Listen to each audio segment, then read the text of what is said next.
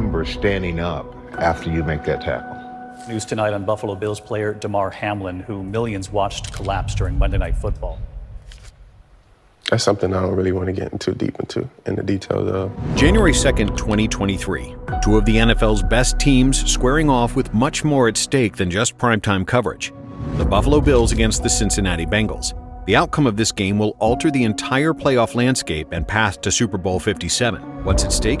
The number one seed in the AFC. The only team to receive a first-round bye and hold home field advantage for the entire postseason. And it won't be easy, as both teams haven't lost in nearly 2 months. They've met each other at the perfect time, Week 17 on Monday night.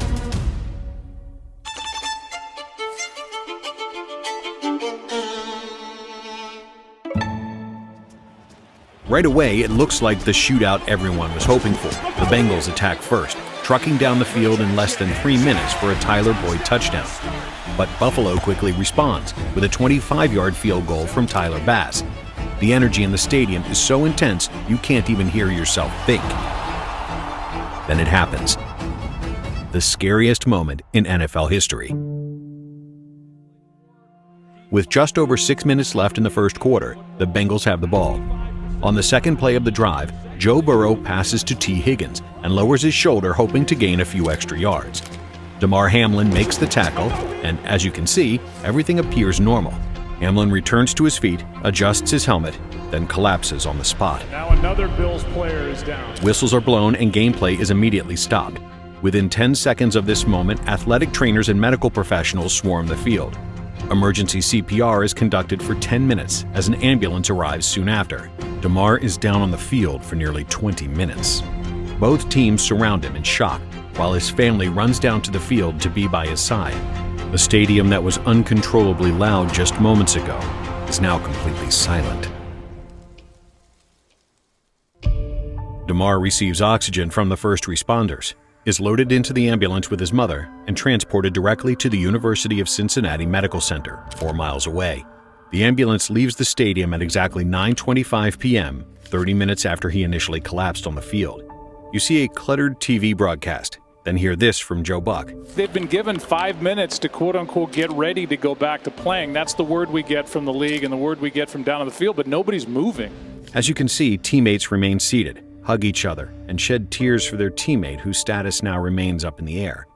During all of this, both head coaches had been discussing with officials, leading to the decision by Buffalo head coach Sean McDermott to pull his team off the field and back to the locker room.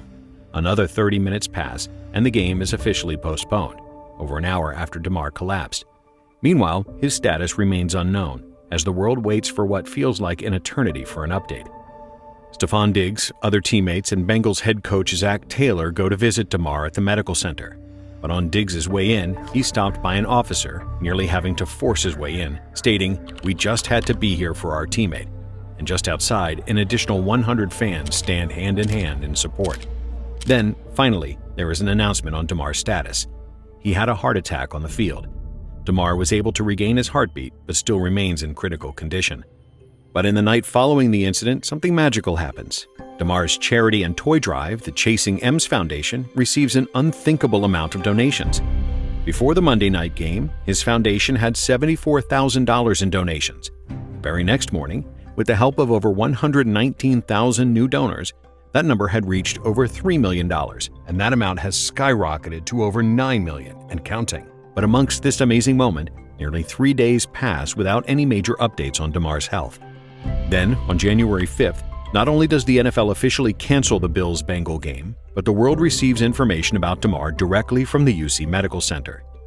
His neurological function is completely intact. He is able to breathe with a breathing tube, he can physically hold hands with his family, and he's even able to communicate with writing. The first question he wrote was, "Did we win?" And the medical staff responded with, "You won. You won the game of life." But it gets even better. The next day brings another significant update and 3 powerful words from Damar himself. His breathing tube is removed as he is able to breathe completely on his own. His neurologic function remains intact and he is able to talk to his family.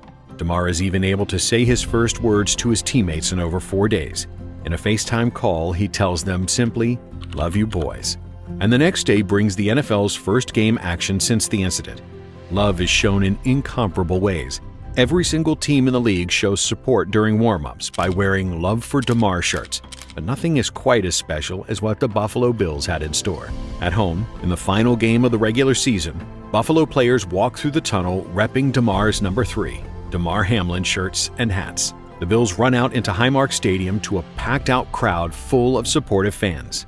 Multiple players carry Love for Damar flags. The entire team graces number 3 patches, and the medical team that responded to Damar's collapse is honored right before kickoff. But how the actual game started is even more unreal. The New England Patriots win the coin toss but defer, so the Bills will receive the opening kickoff. What unfolds next is something out of a movie. Let's listen in. New England decided to defer after winning the toss. And here's Hines on the run back, breaking a tackle and taking it past midfield. And down the sideline he goes. This is storybook. An opening kickoff return for Damar Hamlin. And this place is absolutely going wild. But that's not even the most unforgettable moment of it all. The best part? Damar watched all of this unfold live on TV while he was at the hospital. And when Hines ran this opening touchdown, Damar celebrated a lot. According to the UC medical staff, he got out of his chair, jumped up and down, and nearly set off every alarm in the ICU. A truly touching moment. That energy remained the entire game, becoming a very special day for not just the players and fans, but also the most important people involved in this incident. The Bills brought home the victory 35-23. They FaceTimed Damar just minutes following the win, and then came the gifting of the game ball. A game ball was handed out not only to Damar, but also to the man who saved his life less than 1 week ago. Danny Kellington, the Bills' assistant athletic trainer who performed emergency CPR that Monday night. He was part of the essential medical team that was able to bring immediate response to save Damar's life and neurological function. Without them, Damar would not have made it off the field alive. And just 1 day after this emotional regular season closer, Damar was able to return to Buffalo due to remarkable improvements in his condition. On January 9th, exactly 1 week after the event, Damar was discharged from the UC Medical Center and moved to the Buffalo General Medical Center. His condition had been updated from critical to good, and he was able to walk and do physical therapy. But he didn't stay there long. While at Buffalo General, they conducted cardiac, vascular, and neurological tests, and in just 1 day, Damar was able to go home. From this point forward, he was given permission to rehab away from the hospital and with family and his teammates. And just 1 day before Buffalo's playoff opener against Miami, he was able to visit teammates, appearing to be in very high spirits.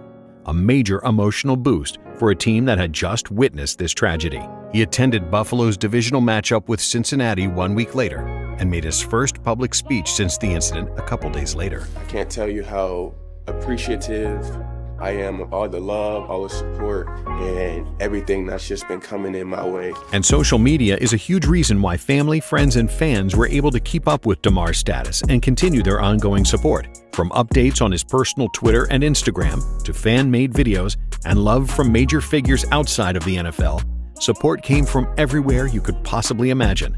Damar's strength and appreciation for others has been on clear display throughout this entire process.